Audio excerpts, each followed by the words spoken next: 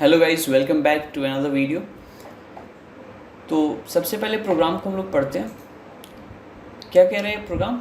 Right a program to input a number and print the sum of first and last digit of the number. तो हमेशा की तरह एक example लेते हैं और फिर समझते हैं इस क्वेश्चन को। एक नंबर कंसिडर करते हैं 4, 5, 6, ठीक है। जिसका फर्स्ट डिजिट क्या होगा? फर्स्ट डिजिट होगा 4 एंड लास्ट डिजिट क्या होगा? 6। सिंपल।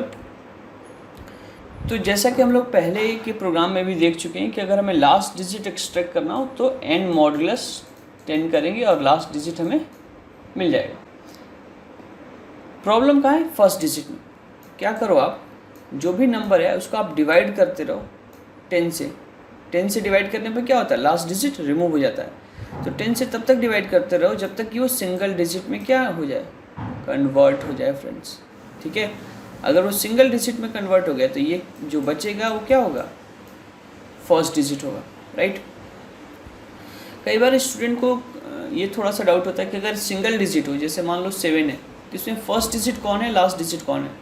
तो यहाँ पर आप बोल सकते हो फ्रेंड कि 7 जो है ये फर्स्ट डिजिट भी है और 7 लास्ट डिजिट है। तो यहाँ पर क्या होगा? 7 + 7 14 आंसर आ सकता है, ठीक है, इस तरीके से।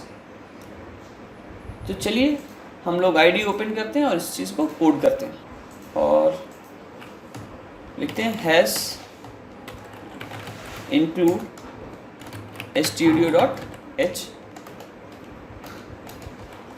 फिर लिखते हैं int main,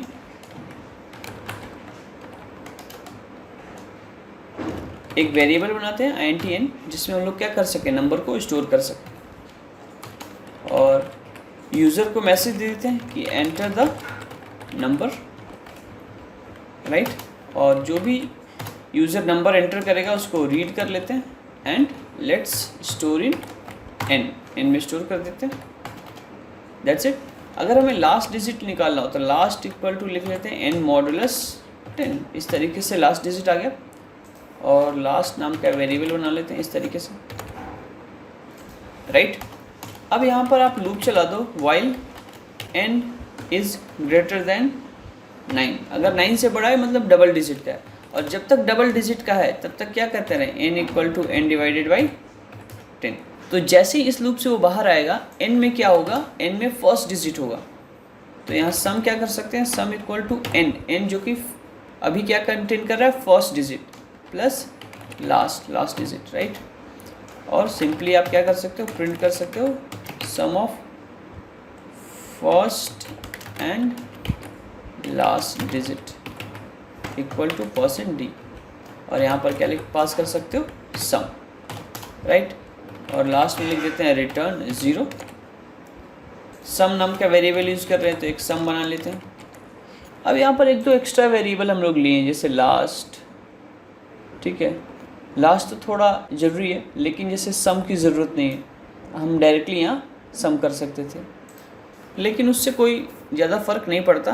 हम लोग प्रॉब्लम समझ गए कि कैसे प्रॉब्लम को सॉल्व करेंगे, राइट। अब इसको रन करके देखते हैं कि जो हम लोग ने सोल्यूशन निकाला है सही भी है कि नहीं। तो 4, 5, 6 एंटर करते हैं। तो फर्स्ट डिजिट क्या है? 4 एंड लास्ट डिजिट क्या है? 6। तो 4 + 6 क्या हो जाएगा? 10। तो आउटपुट क्या आना चाहिए? 10। तो sum of first and last digit = 10। ये बिल्कुल सही आंसर आ रहा है, ठीक है।